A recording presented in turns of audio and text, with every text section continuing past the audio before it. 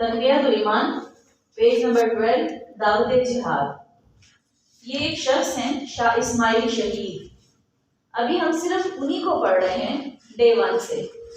آپ انشاءاللہ سنیں گے اور آپ کو پتہ چل جائے گا کہ ہم نے اس کتاب کو یہاں سے پڑھنا شروع کیا تھا کہ یہ ایک بندے ہیں شاہ اسماعیل شہید.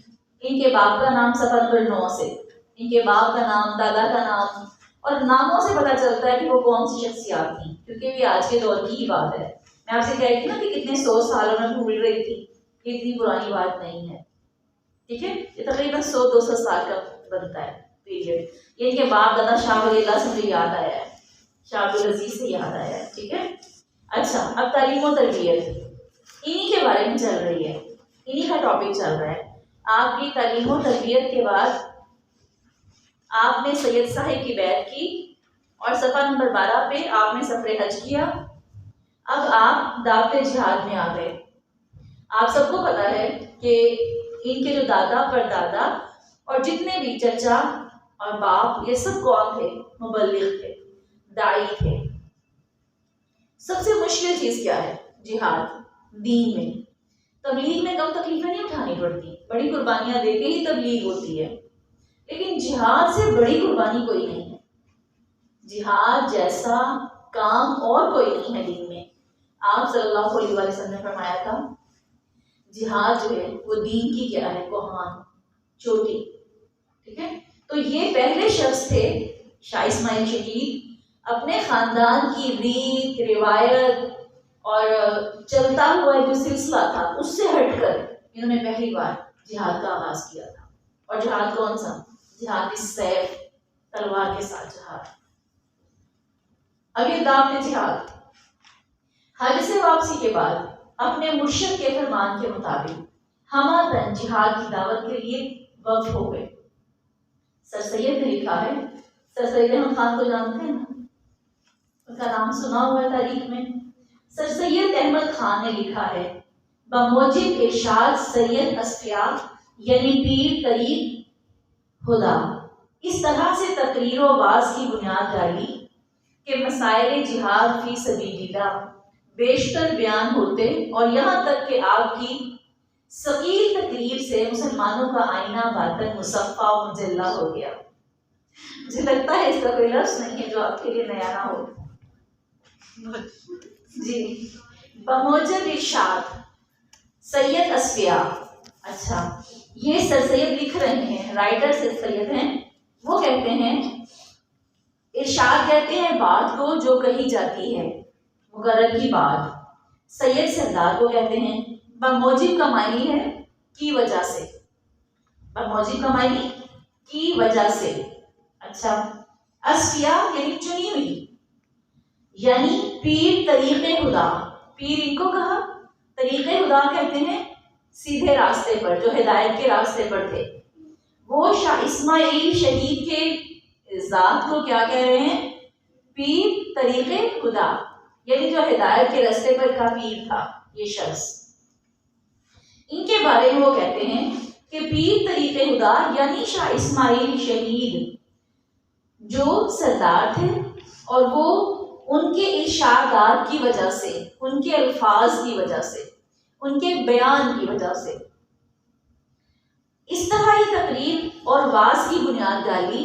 لوگوں میں پہلے درس ہوتے تھے، دین کی تعلیم پہلے بھی تھی، لیکن ان کے واعظ، نصیحت اور تقریر کی انہوں نے ایسی بنیاد ڈالی کہ مسائل جہاد فی سبیل اللہ بیشتر بیان ہوتے، بہت زیادہ بیان ہوتے.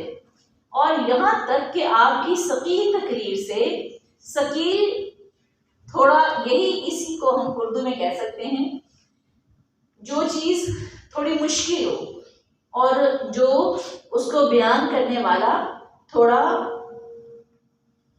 لفظوں کو اس طرح بیان کرے کہ مشکل اردو اور مشکل الفاظ جو بولنے میں بھی بھاری ہوتے ہیں اس کو وہ ایسے بیان کرتے.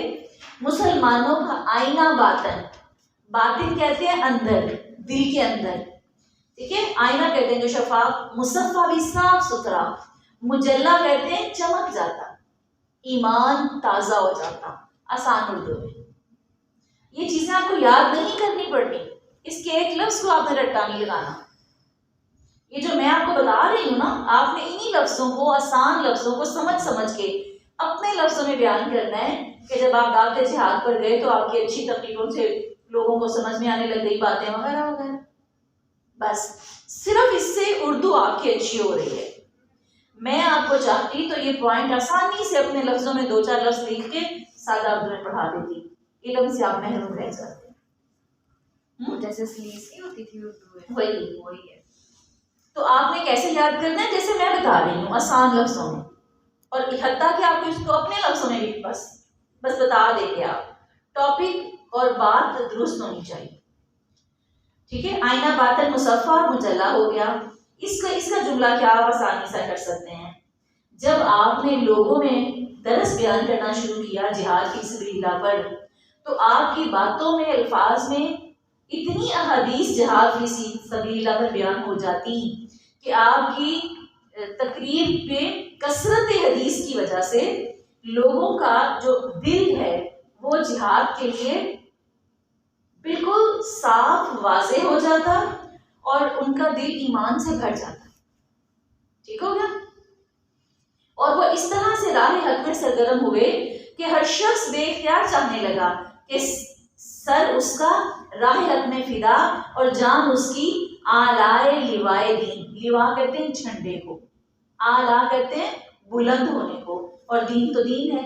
آلائے لوائے دین محمدی، یعنی دین محمدی کے جھنڈے کی بلندی میں صرف ہو جائے۔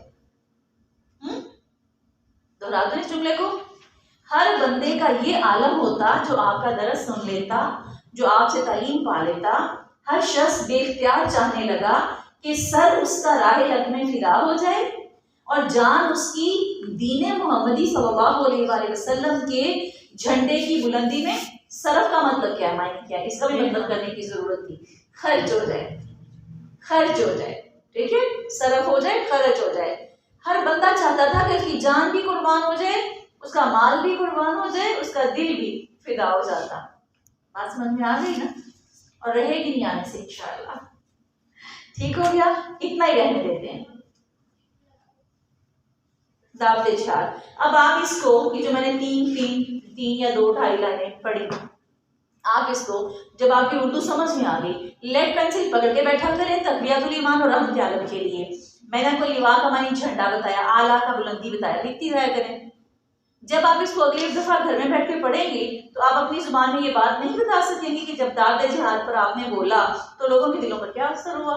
کسی لفظ میں لکھیں لیکن بات سمجھ میں آنی چاہیے، اوکے؟ اس لیے یہ پیپر پیٹرن بہت ایزی ہے۔ پیپر سالو کرنا آپ کے لیے بائیں ہاتھ کا کام ہوگا جب آپ اچھا سا پڑھ لیں گے، لیکن پھر بھی ہم اتنی توجہ سے کیوں پڑھ رہے ہیں؟ ہم نے صرف پیپر نہیں لیا ہے، ہم نے اس کے علم کو سیکھنا ہے انشاءاللہ العزیز، اوکے؟ اب تقویۃ الایمان بھی ہو گئی، رحمت عالم بھی ہو گئی، اور اب کیا